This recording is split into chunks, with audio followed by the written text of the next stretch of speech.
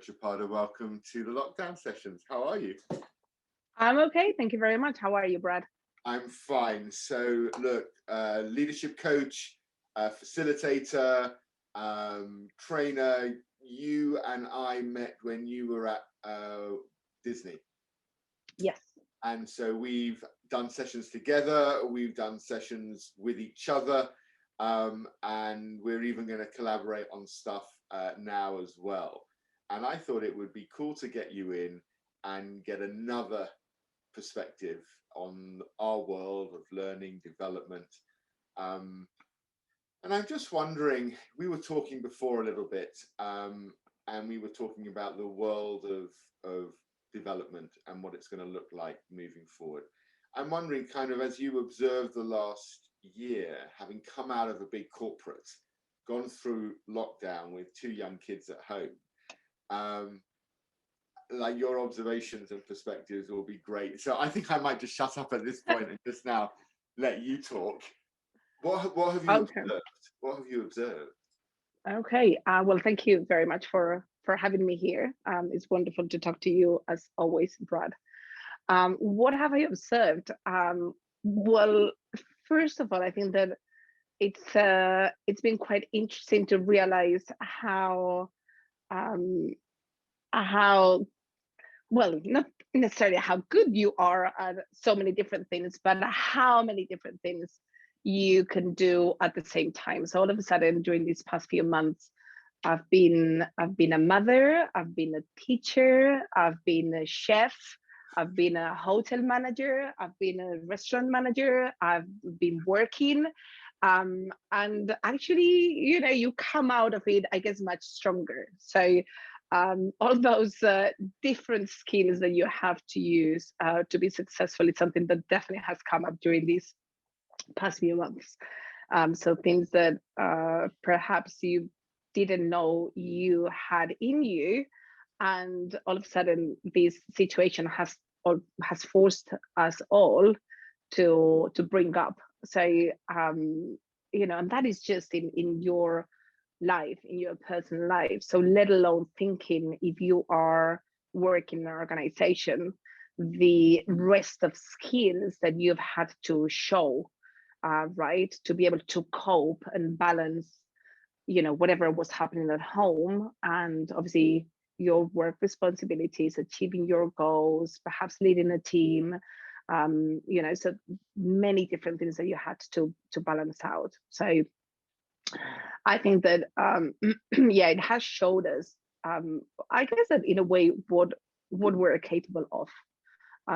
So that's that perhaps we're much stronger than we thought we were, in a way. So hopefully, I'm hoping that some people come out from these thinking, wow, I never imagined that I would be able to do all of this. Of course, there has been struggles for all of us, but hopefully that is getting us and making us get out from here feeling a little bit stronger, I guess. I think it's been hard if you were working. So if you're working for a corporation in these times, to feel connected as well to your people, right? Because it's funny, in these times where we couldn't be in the same room, we couldn't be with people, whether it was at work or whether it was our friends or our families. In a way, we have been more connected than ever. So right. It's been a super connection time. We've been, you would meet your friends for a glass of wine over a Zoom meeting, right? And it was a way of keeping connected. So we've been more connected than ever. But it's how that connection has been, right? And how strong those connections could be, and how meaningful those connections could be. So I think that if you look at it from a work perspective, I think this is something that organizations that want to be successful in the near future, they will need to look at their own culture to make sure that they are keeping that, they're keeping or they're creating that sense of belonging in a world where, we're not seeing each other all the time. We're not meeting by the, coffee machine and we're having a quick small talk, or, going to a different floor with someone in the lift and having a quick chat. So that's not happening anymore. So how can organizations create still that sense of belonging with employees so that they feel that they are part of something much bigger than themselves, that whatever they are doing, they're actually doing it with a purpose. There is meaning in what they're delivering, that they are part of something bigger, that whatever they are doing has a bigger purpose. So I think that definitely organizations will need to look at their own ways of doing their processes, their their initiatives, their programs, their policies, to make sure that they are embedding values, that they are creating a much inclusive culture, to make sure that people are feeling safe to be themselves, to get the best of themselves in a world that has dramatically changed around us.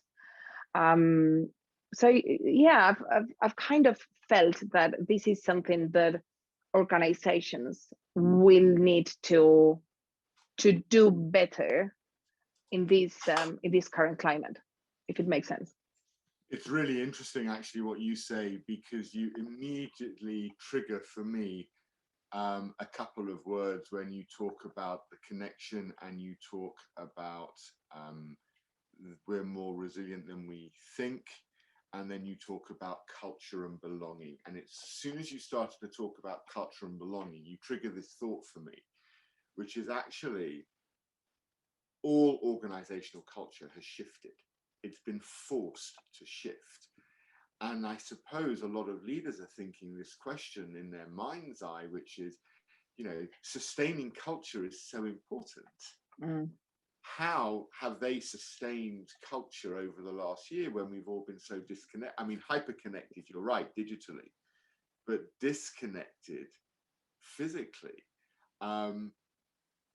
You also look at it, I was interested in the way you framed it, because you frame it in such a positive way. So there's part of me that thinks, does working at Disney for years like just imbue you with a positive outlook on things? Is that because you got to see Mickey Mouse every day? Because that's what everybody outside thinks happens, right? When everybody who doesn't work at Disney believes that if you get a job at Disney, it's just like the parks all day long. You're just on roller coaster rides at lunchtime. You got Mickey popping into you in the morning for a meeting. Yeah.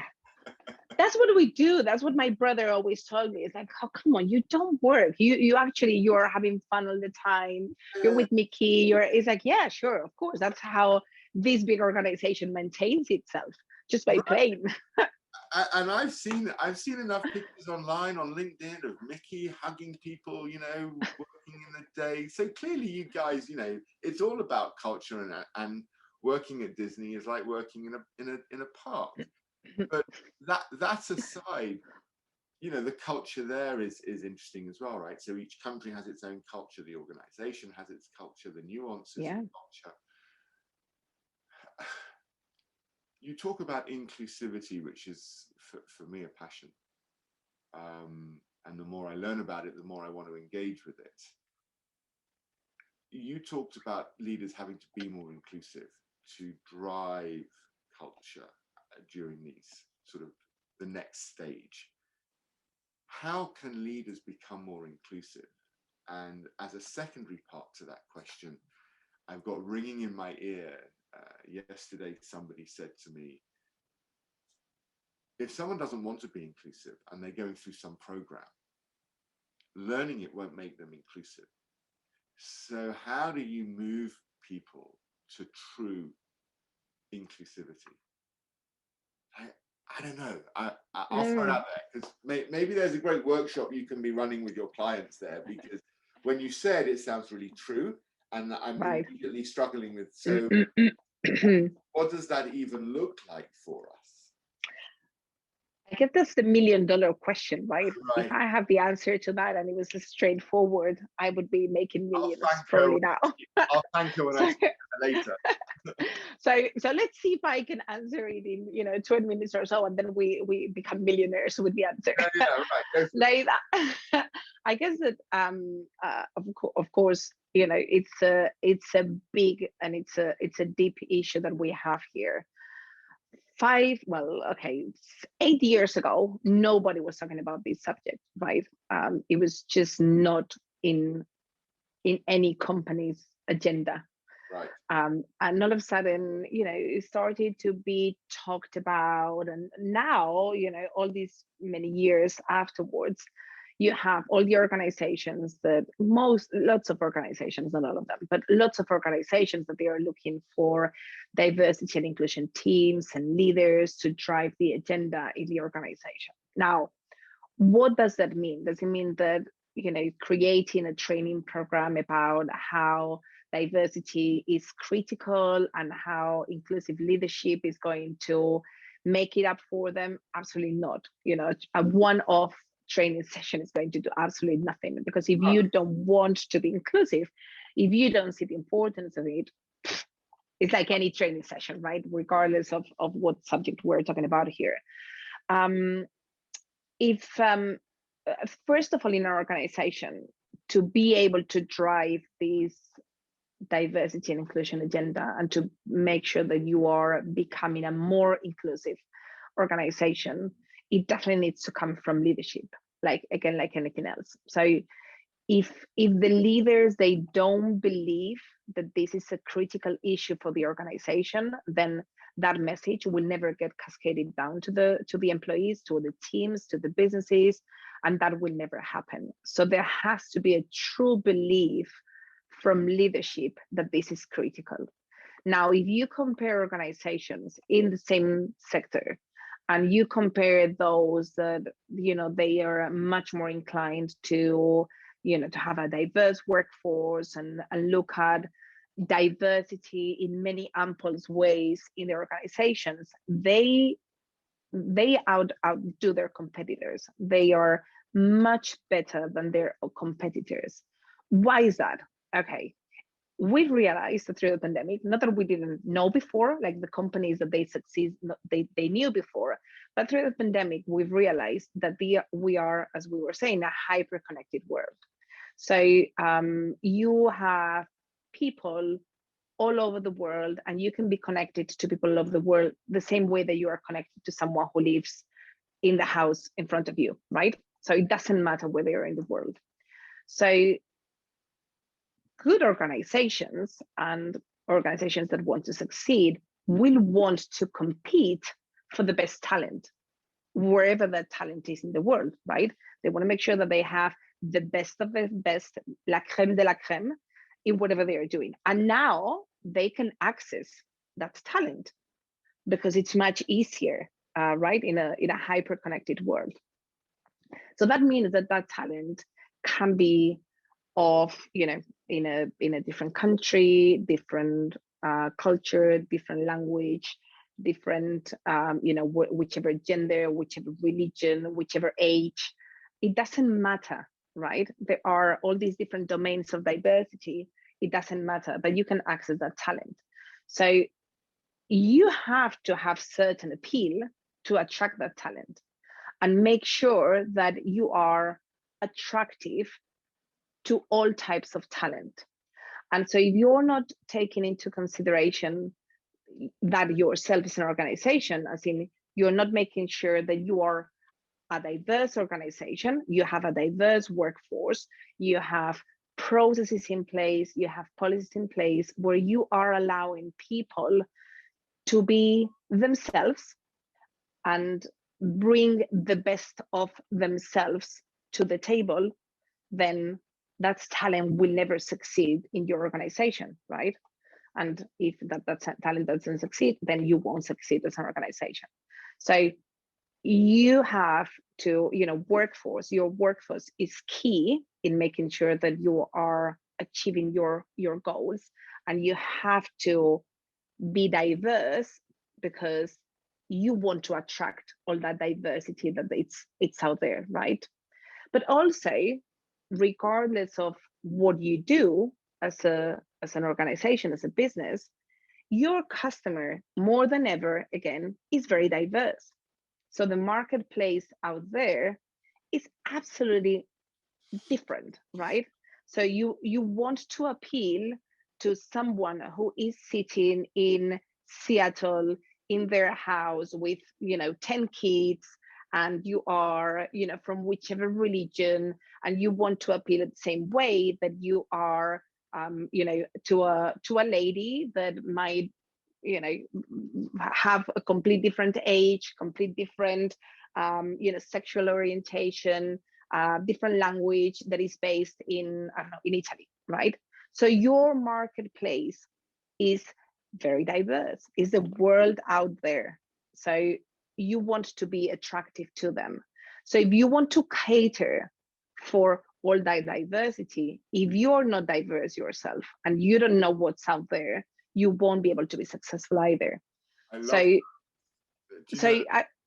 think that, sorry. So I believe that there is a genuine reason for organization and for leaders to want to be diverse and to want to be more inclusive. There is definitely a genuine reason. Now, it has to start from them, and they have to understand this, and they have to be able to believe this, to be able then to change things in the organization, as in culture, values, purpose, creating policies and creating processes that actually caters for all this diversity. I love the way you framed that. That's one of the best ways I've had explained to me how to help move people to adopt inclusivity, because you're linking it to how to attract talent because of the diversity of the pool we now have access to.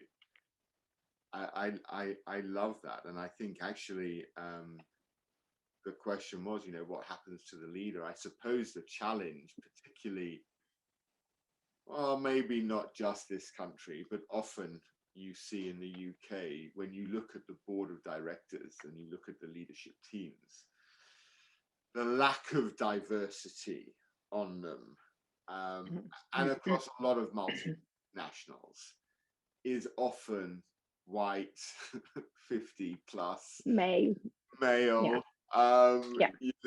with no sure, gender dysmorphia or dysphoria, I don't know the phrase, So with that lack of diversity at the top, I'm almost excited for the next generation to be moving into leadership positions as the more diverse population finds itself becoming the leaders of the future.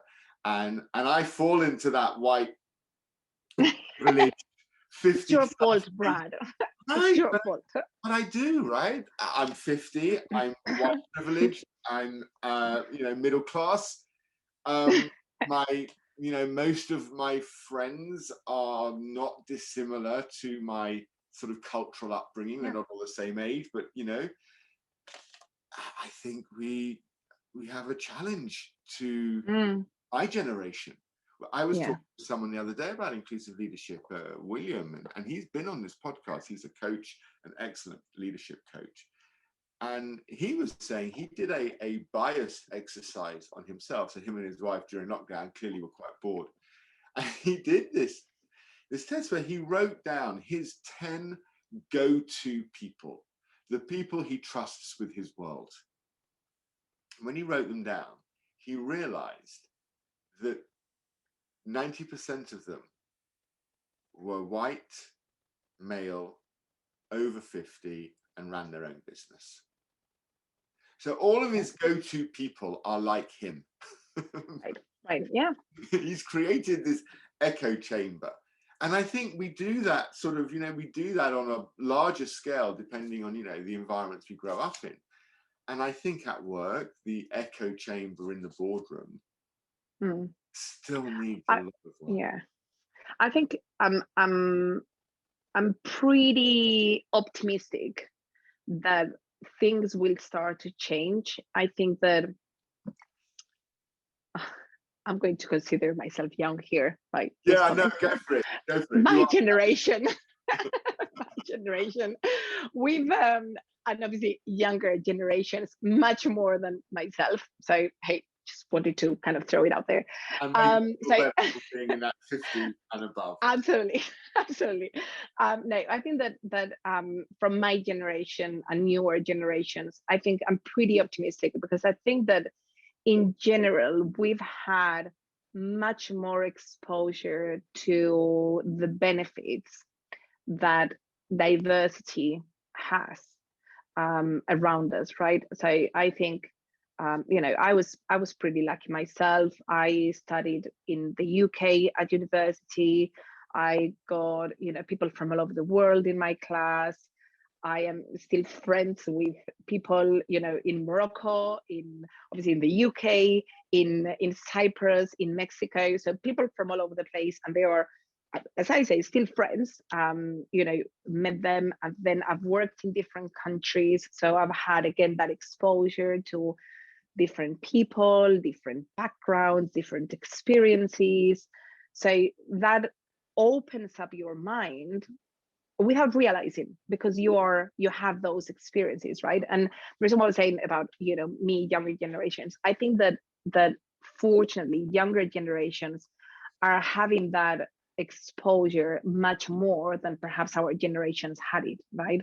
Not everybody from a certain age above us had those experiences and saw the benefit of understanding others around us and seeing those different points of view, and perhaps tackling problems with from different perspective, and how that brings innovative ways of thinking to whatever we do. So even from going out and preparing a dinner party, or something in organization, right? So definitely all those different perspectives. I think that younger generations are much more aware of the value of diversity, and I'm hoping that they will definitely be bringing that into the corporate world. So I think that we're trying to put some perhaps patches now in some organizations when we talk about quotas, and thinking, okay, well, we are all white male in their 50s, so we need to bring some women, we need to bring some Asian people, or we're thinking about that just to look like we are very diverse.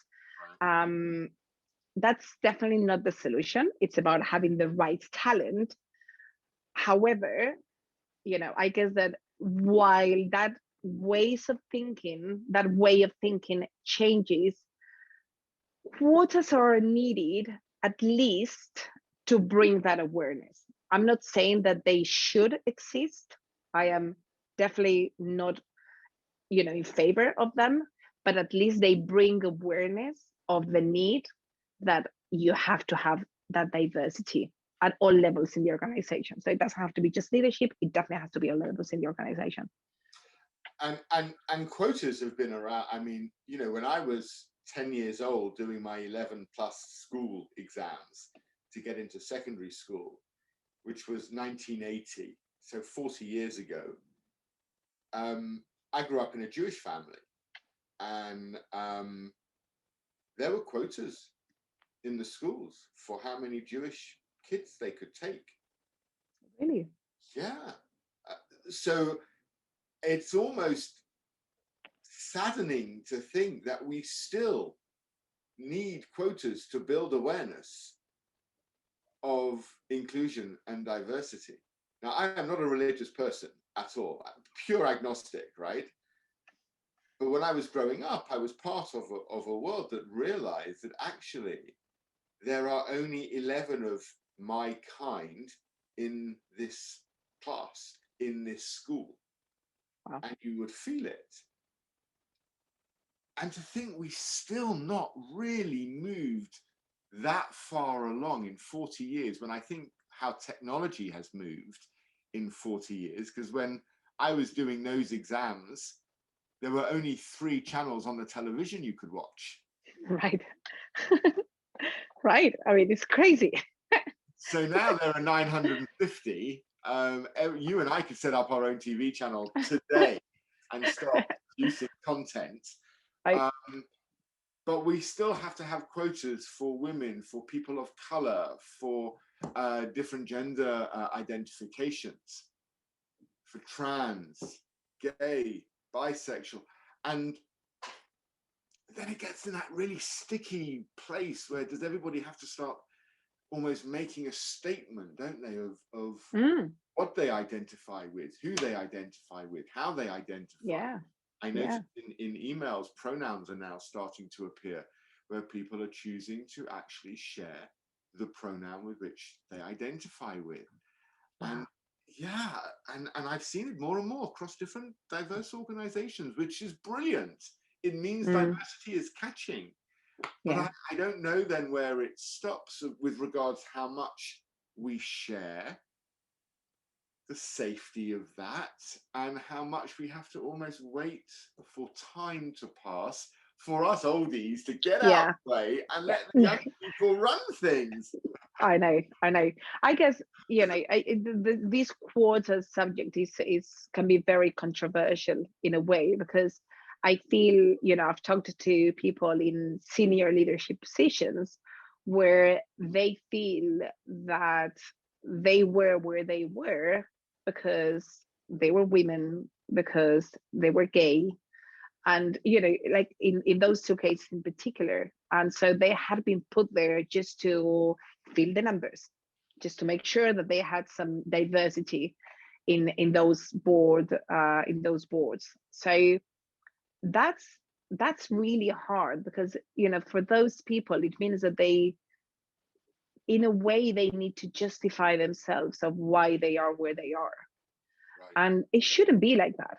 It should be that, you know, if you've made it there, is because you are worth it, you know, like L'Oreal, because I'm worth it, because you definitely, you know, you've done whatever it takes to be where you are. You are the talent that is required in this position, right? So as I say, I'm definitely not in favor of quotas, because it can send wrong messages.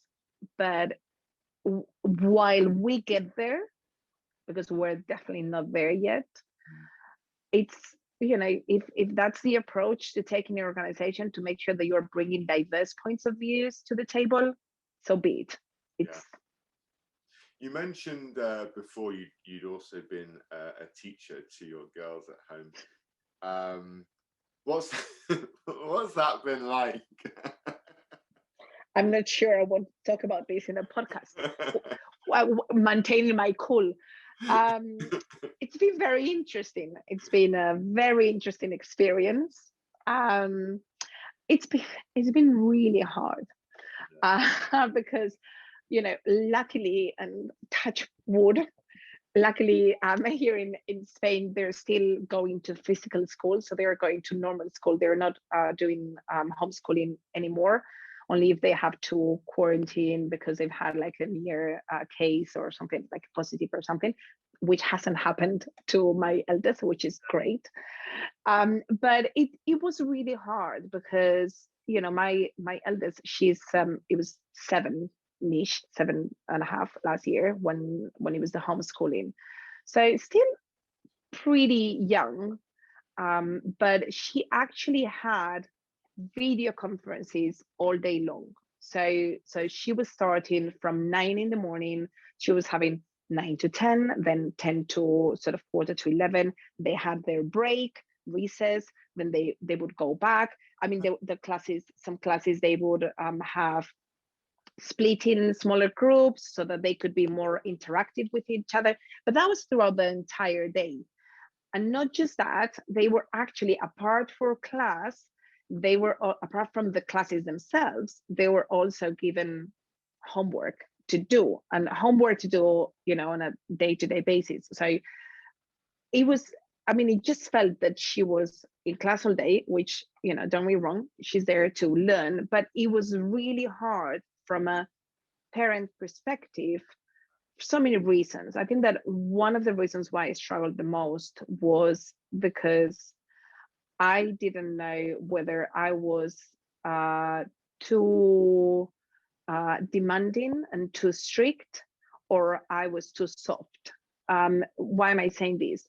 I am not sure what she's supposed to know and supposed to know very well, what she's just learning, unless I sit there in the classes with her. I don't know what she knows, right, in a way. And so, if she would come to me and ask me, oh, can you help me with this, or I'm not sure about this, I try to explain very happily, but sometimes, she would struggle a little bit more. And so sometimes I would be like, how are you not understanding this? If I've seen you do some homework, you need to ask the teacher. So it was hard, because I was feeling, I don't know whether I'm being too strict and I'm just demanding that she knows it, and she knows it really well, or she doesn't have to know it that well, she's just starting to learn it, and so I need to give her time to learning, to learn it and to understand it and everything.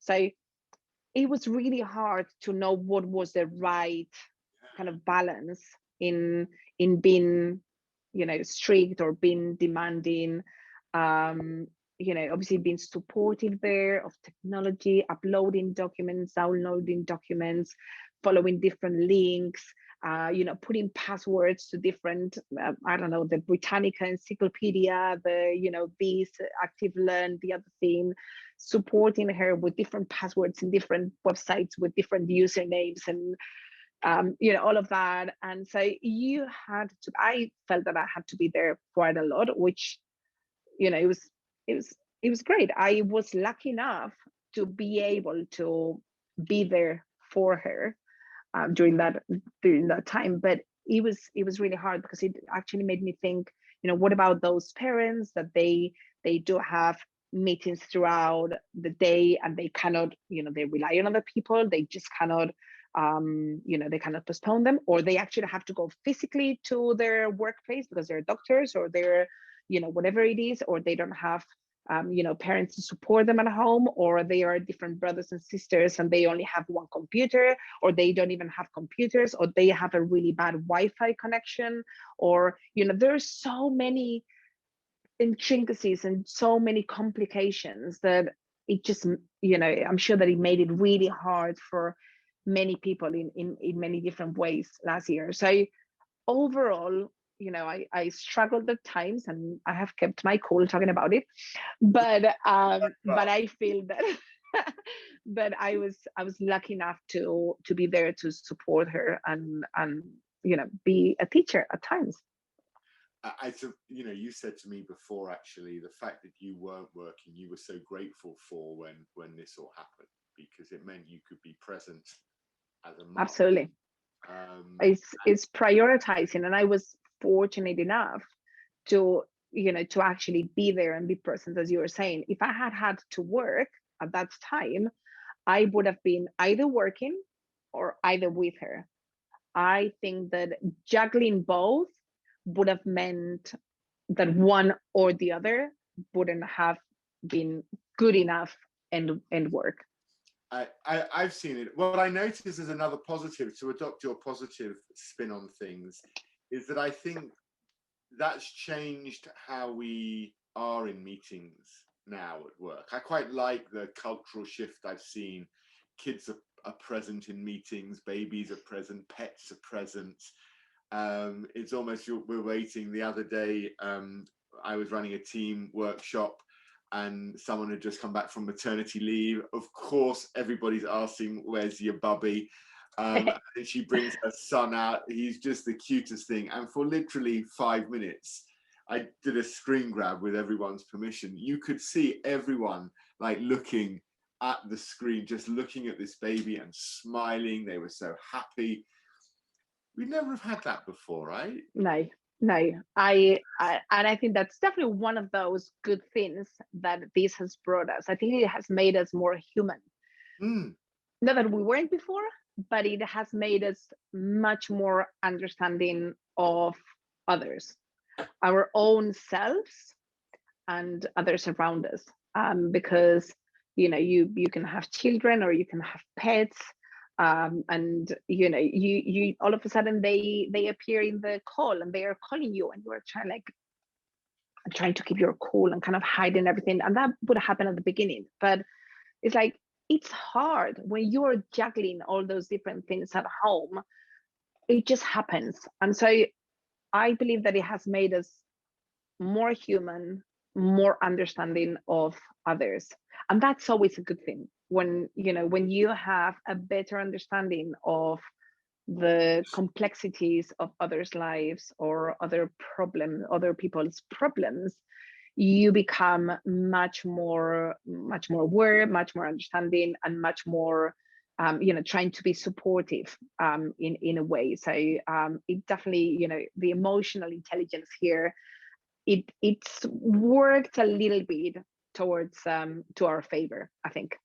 Yeah, I hear you. I know there was one session I was running with a group of people, and I'm watching. There's like 8 or 9 maybe managers on this call, and halfway through the call, somebody who was in one box, who had a different name to someone in another box, I suddenly saw him just walk behind this person in the kitchen, make a cup of tea, and then take a cup of tea back, like he was walking out that way, and then he came back into his. So I had to send a private message. I said, are you and Amy together? Do you live together? They're married. Right. Yes, they are together. Very interesting. Yeah. So then, you know, and so we have, we welcome everybody into our lives, right? Yes. Yeah. And I think that empathy that creates for us. I've commented before, I found myself waving at people at the end of meetings. Now, I never ever stood at your offices in Disney and waved at you as you got back in the elevator. Hi. I never did that. No, I don't quite see you doing that. I never did that. But now I sit there. Oh. Bye. So I kind of almost want to draw people into, you know, waving. Which is great. I think that again, it has, it has made us more human. It has made us, you know, try to make it feel like we're in this together and we are close to each other. I would have always done that in the lift, like bye.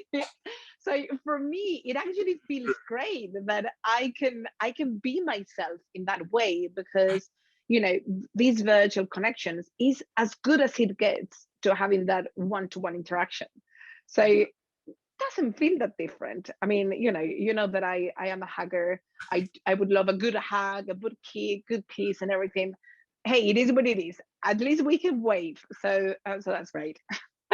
I hear you. I can recall many hugs. I don't think, based on where you live, that's really a surprise with your Spanish blood in you.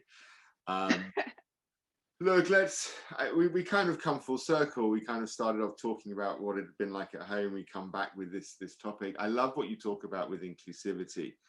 I love what you talk about with regards to culture as well, the sense of belonging. I maybe we could come back again and do another talk on belonging. I think that concept of how do you make people feel like they belong is going to become increasingly more and more important with psychological safety.